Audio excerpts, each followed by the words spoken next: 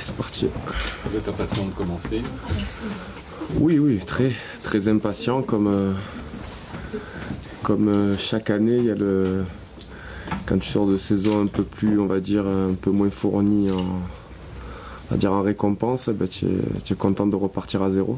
Voilà. Après, on est content de repartir à zéro, on va dire. Voilà.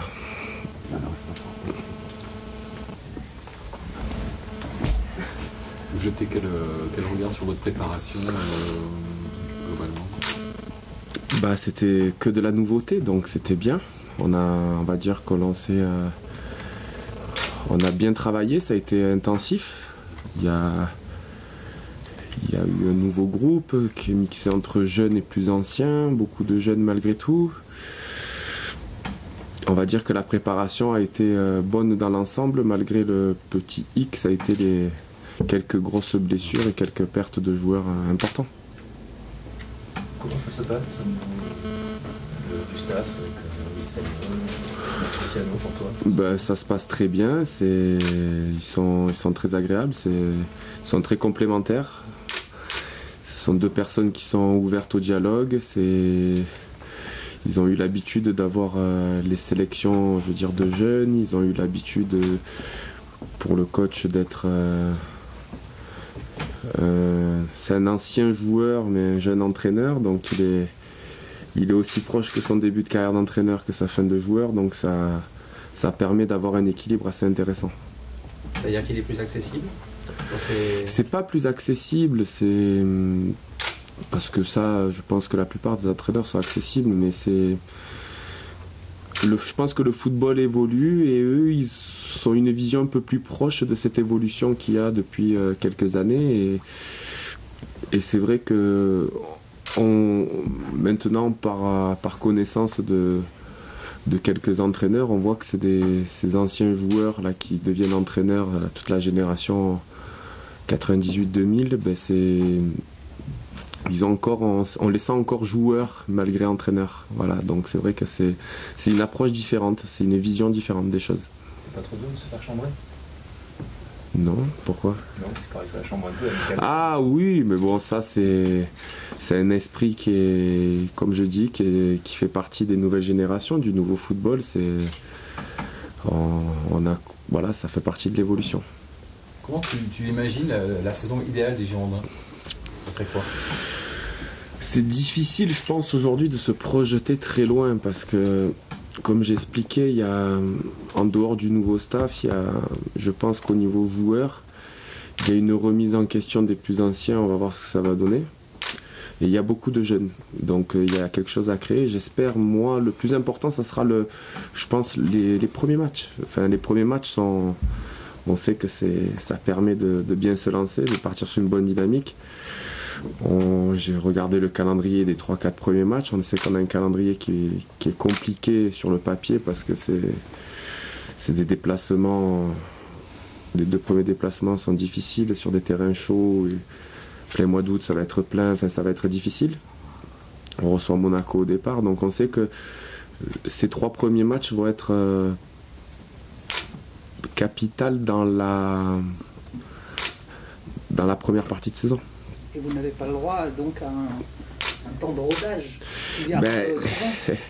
J'espère qu'on l'aura eu pendant la préparation, parce que c'est clair que vu le début de saison et vu les ambitions quand même de réussir, de faire une saison réussie, on sait que c'est toujours plus facile de partir dans le bon wagon que de le rattraper. Par rapport aux favoris, avant toi, Lamine, vous parlez de PSG, Monaco. Tu penses qu'ils sont clairement devant? Pour moi, Paris est largement devant. Monaco, c'est un cran, pour moi, en dessous, mais au-dessus de tout le monde. Après, à voir aussi comment ils vont gérer aussi leur Coupe d'Europe, parce que c'est encore autre chose que le Monaco de l'année dernière, qui avait que le championnat et que pour seul objectif de se qualifier pour la Ligue des Champions. Aujourd'hui, ça va être différent, il y a une gestion à avoir totalement différente, mais comme je dis, il va falloir qu'on attrape le bon wagon si on veut espérer faire une bonne saison. On pourra pas. Je pense qu'on n'a pas une énorme marge de manœuvre, mais il va falloir gagner les matchs qu'on doit gagner et résister dans les matchs où on devra résister. Ils n'ont pas raté le début comme l'année dernière où vous avez eu 2 gros matchs. Oui, ben, il y a eu. Je me souviens du calendrier de la saison passée. Hein, c'est facile. On avait reçu, je crois, Monaco et Paris d'entrée. On s'était déplacé à Toulouse, à Saint-Etienne, des matchs très compliqués. Il a fallu attendre la 5e journée pour la première victoire. Ça sera à nous cette année de proposer autre chose. Je pense avec ce nouvel élan de proposer vraiment quelque chose de nouveau. On va voir. Je pense que les matchs de préparation nous ont montré des choses. Mais ça reste, le championnat reste le championnat. À quoi on le voit ce nouvel élan? On va dire dans tout, on voit que le changement apporte souvent de la remise en question, de la concentration de la part, comme j'ai dit, des joueurs qui étaient là depuis plus longtemps. On sent des joueurs à l'écoute. Peut-être que l'année dernière, ça avait pas été le cas parce qu'il restait sur la déception et on était toujours sur le même élan. Donc, et plus ces jeunes joueurs qui sont là pour pousser, mais aujourd'hui ils poussent, mais plus que pousser, parce que quand on voit l'effectif, il va falloir qu'il y en ait au moins 3 ou 4 qui se révèlent, parce que aujourd'hui on est obligé de compter sur eux. Et ils vont pas avoir le temps de temps d'adaptation, parce que si on veut des résultats, il va falloir qu'ils soient efficaces de suite. On disait souvent que vous étiez un groupe un peu mou. Justement, ce nouvel élan peut vous permettre j'espère. C'est vrai que c'est un groupe qui a tendance depuis quelques années à être capable d'enchaîner des belles choses et à être capable aussi de se relâcher totalement pendant des périodes assez longues et incompréhensibles. On en a parlé assez l'année dernière, il y a eu des événements, il y a eu pas mal de choses qui ont fait que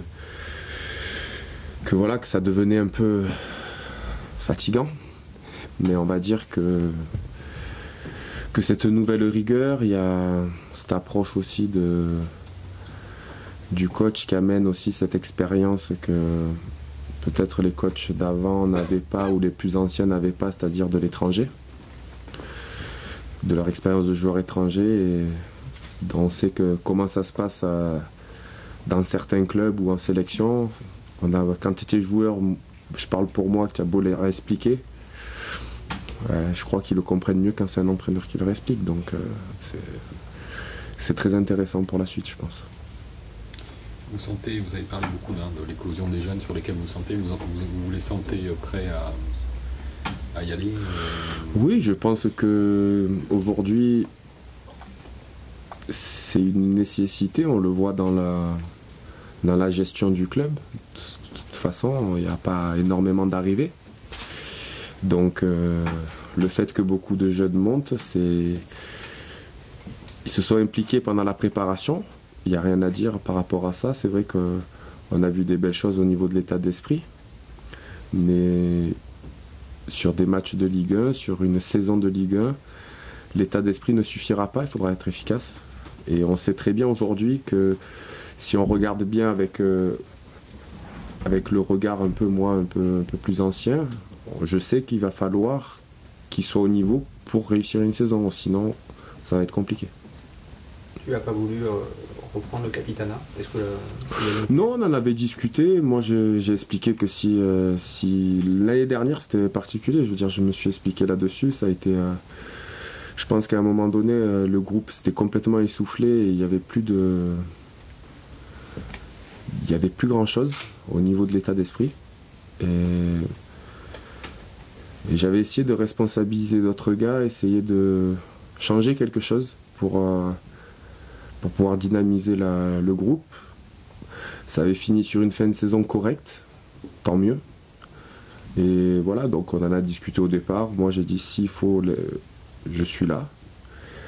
S'il y a d'autres joueurs qui doivent se responsabiliser, si d'autres joueurs doivent montrer autre chose ou apporter autre chose, moi ça ne changera pas en mon rôle. C'est ce que j'expliquerai, ce que j'ai toujours expliqué. J'ai toujours eu le même rôle et j'aurai toujours le même. Donc ça ne changera pas. Après je pense que c'est une bonne chose. D'avoir nominé Lamine.